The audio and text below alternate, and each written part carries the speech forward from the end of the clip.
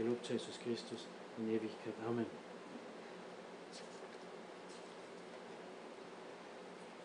Au nom du Père et du Fils et du Saint-Esprit, ainsi soit-il, bien chers fidèles. Nous avons aujourd'hui le 4e dimanche après la Pentecôte. Le premier dimanche après la Pentecôte, vous le savez, c'est la fête de la Sainte Trinité. Le 2e dimanche, c'est le dimanche dans l'octave du Corpus Domini. Le 3e dimanche après la Pentecôte, le dimanche dans l'octave de la fête du Sacré-Cœur.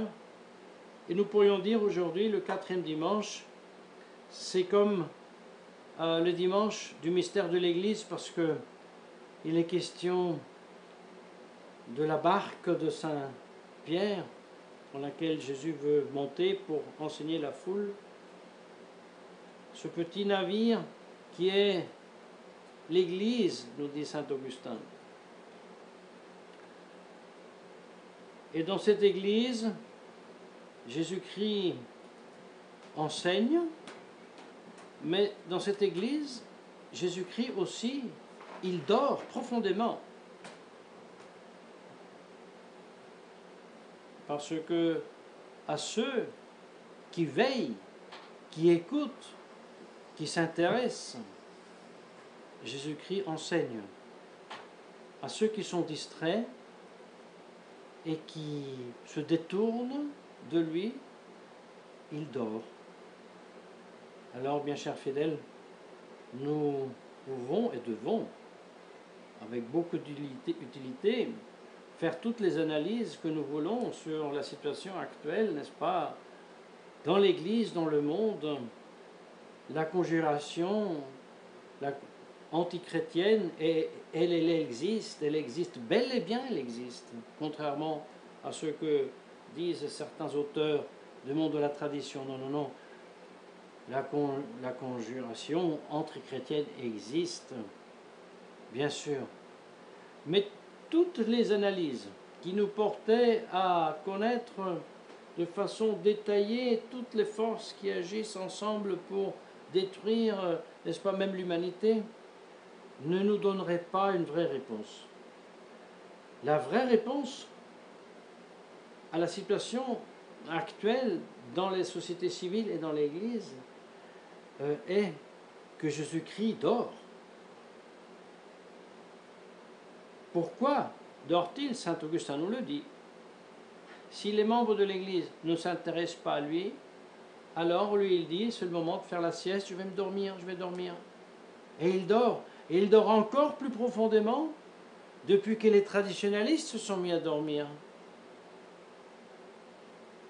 Oui, malheureusement, c'est ça la raison profonde pour laquelle même des traditionalistes dans de belles églises, même avec le rite en latin,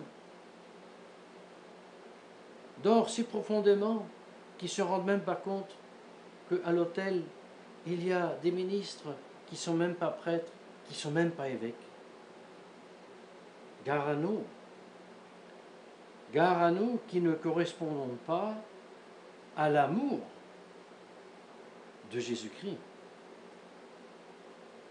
Et il est peut-être bon moment de considérer cet amour de Jésus-Christ. Cet amour de Jésus-Christ qui est un amour à plusieurs aspects. Il y a un aspect humain et il y a un aspect divin. Et dans le mystère, c'est que même l'amour humain, c'est un amour de Dieu. Et si nous considérons plus en détail en ce qui consiste cet amour, nous serons plus à même à répondre à cet amour pour notre félicité aussi, pour notre joie, mais surtout pour notre salut. Voyez,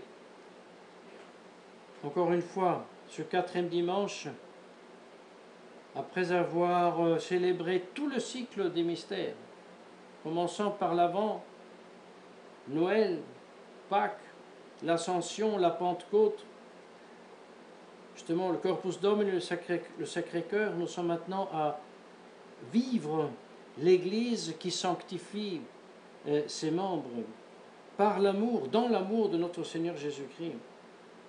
Qu'est-ce que c'est cet amour de Jésus-Christ? Qu'est-ce que c'est de notre part, mais même en Jésus-Christ, la dévotion?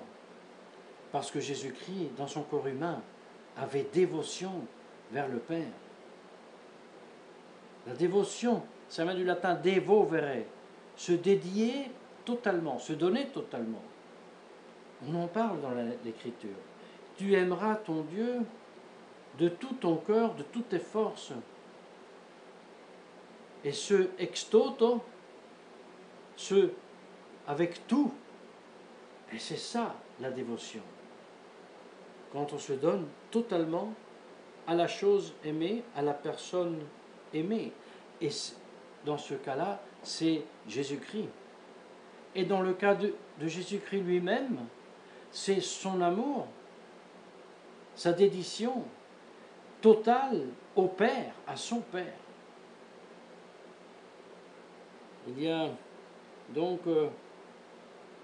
à considérer que dans cette dévotion au Sacré-Cœur, donc dans l'amour même de Jésus-Christ et dans l'amour que nous devons à Jésus-Christ, il y a ces éléments importants.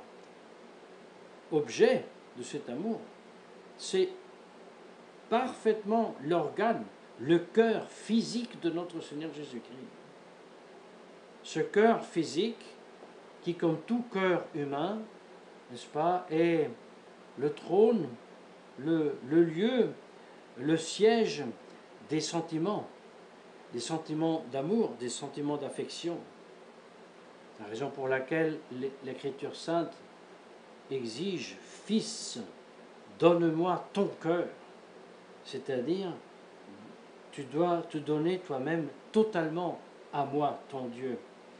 Et c'est ce que fait Jésus-Christ à notre place envers le Père. Il se donne totalement, âmes et corps, et même en versant, comme nous le savons, le sang. Oui, c'est un grand mystère, mes chers fidèles. Il y a en Jésus-Christ un double aspect, un double amour. Il y a un amour créé humain, vraiment humain, au plein sens du terme, que saint Paul tente d'écrire quand il parle de la longueur, de la largeur, de la profondité de cet amour de Jésus-Christ qui est au-dessus de toute science, de toute connaissance. Un amour humain qui s'exprime en affect, affection, sentiment humain de tendresse, d'amabilité, de bienveillance. Il suffit seulement de voir les sentiments qu'eut Jésus-Christ vis-à-vis de la foule qui le suivait dans le désert. J'ai piété de cette foule. Il suffit de voir les larmes, les vraies larmes, le frémissement du Christ au tombeau de Lazare. Tellement que la foule admirait, disait combien il lui voulait du bien, quel grand ami était-ce qu'il verse ses larmes et frémit de telle façon. Mais voyez, tout en étant un amour, des larmes, des sentiments, une piété parfaitement humaine, c'est quand même, ce sont des larmes, c'est un frémissement, c'est une piété d'un Dieu. Et comment se fait-il ceci? Il se fait que, en Jésus-Christ, la vraie et complète nature humaine, distincte de la nature divine, est unie par la personne divine. Le jeu de Jésus-Christ, c'est Dieu. Donc, celui qui pleure, celui qui sent piété pour la foule, c'est Dieu. C'est le Verbe. Et la source de cet amour humain du Christ pour la foule, pour Lazare, pour le genre humain, pour le genre humain pécheur, la source est l'amour divin. Et c'est là le grand mystère. Et pour ça la source inépuisable des trésors de l'amour du Christ, qui requiert de notre part une dévotion qui ne s'arrête pas seulement à admirer, à s'enthousiasmer, mais requiert une activité, une étude, une considération des mystères, surtout de la passion, mais aussi des sacrements de l'Église qu'il nous a laissés. Et c'est pour ça la vraie dévotion que nous devons porter à Jésus-Christ a aussi, elle, un double aspect. Elle doit être affective, elle doit être de sentiment, en même temps qu'elle doit être effective. Et bien que l'amour du sentiment, de l'affection est indispensable, toute seule, non seulement elle ne sert à rien, elle est même source de terribles illusions. Mais voyez, l'amour affectif, c'est un amour humain. L'amour affectif, le vrai amour affectif, est toujours connoté par le moment de admiration. On tombe en admiration de la personne aimée, de l'objet aimé, de l'œuvre d'art aimée, du spectacle de la nature. On est en admiration et en même temps, cette admiration procure une joie intense et qui fait, si c'est très grand, même prononcer des paroles, des expressions externes, et surtout, ça donne un grand sentiment de gratitude. Saint Augustin dit: veux-tu savoir ce que est l'amour? Donne-moi un aimant et je te dis, je te montre ce qu'est l'amour, parce que c'est bien difficile à décrire. Mais Jésus-Christ, cet amour, cette admiration pour lui, cet enthousiasme affectif pour lui, cette joie à sa présence, il la veut tellement que lorsque les pharisiens lui reprochent que les enfants, la population, lorsqu'ils entrent en Jérusalem, lui font manifestation de cet amour affectif, et que les pharisiens lui disent « tu ne dois pas tolérer cela », il dit « non, non seulement je tolère, j'exige cet amour ». Et si ces gens-là ne manifestaient pas cet amour affectif, ce seraient les pierres qui le feraient.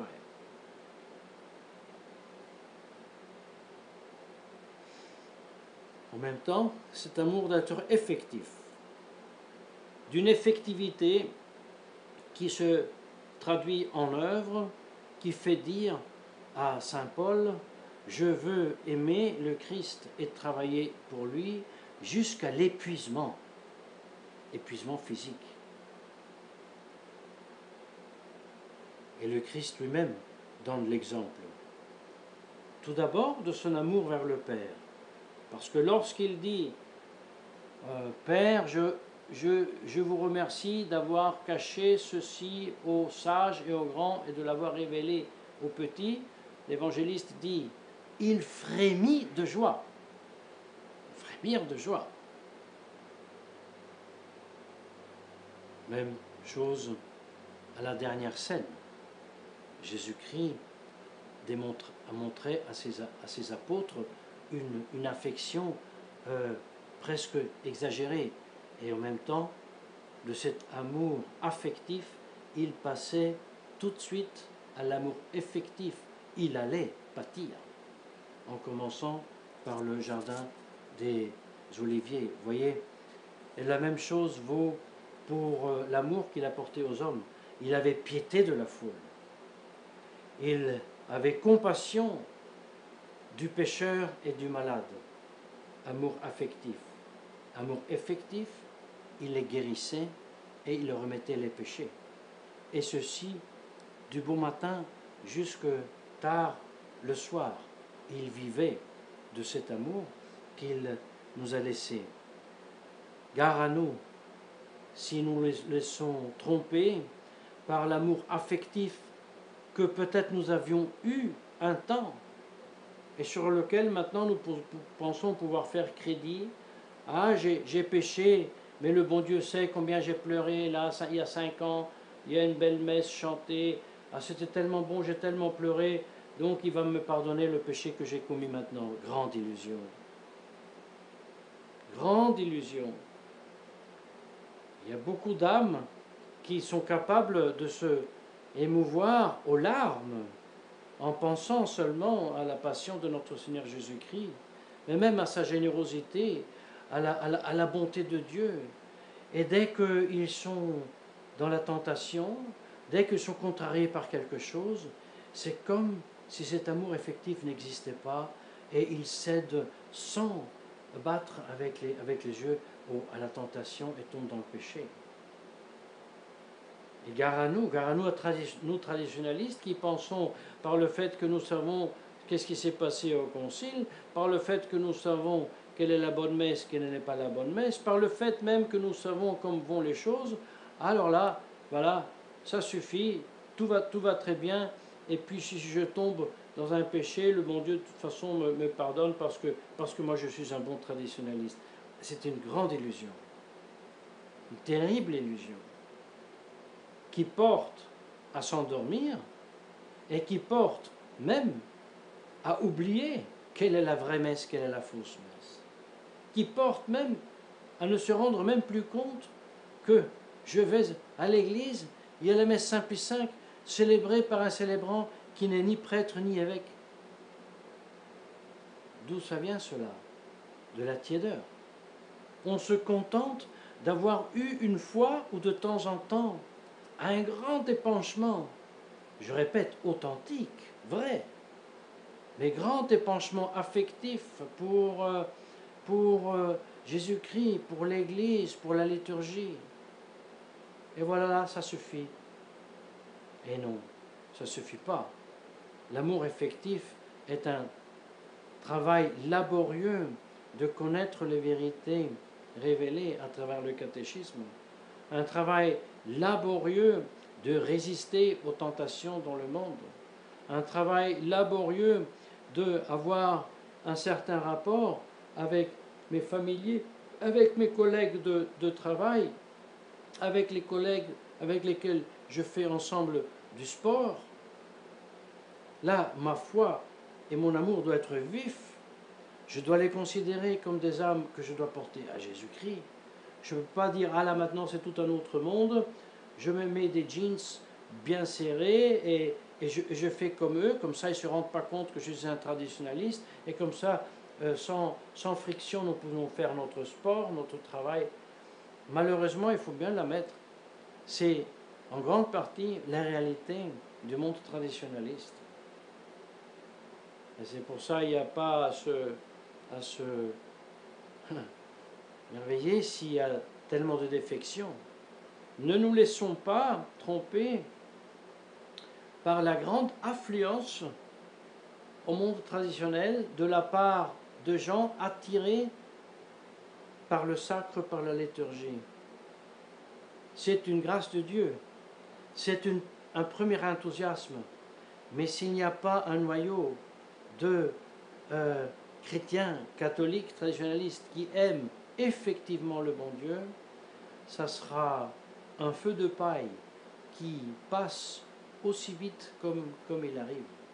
C'est pour la raison de laquelle nous, en ce 4e dimanche après la Pentecôte, nous avons demandé à la très sainte Vierge Marie d'intercéder pour nous au trône de Dieu afin que notre foi, notre espérance et notre charité soient affectives et effectives dans les réalités des faits. Au nom du Père et du Fils et du Saint-Esprit, ainsi soit-il.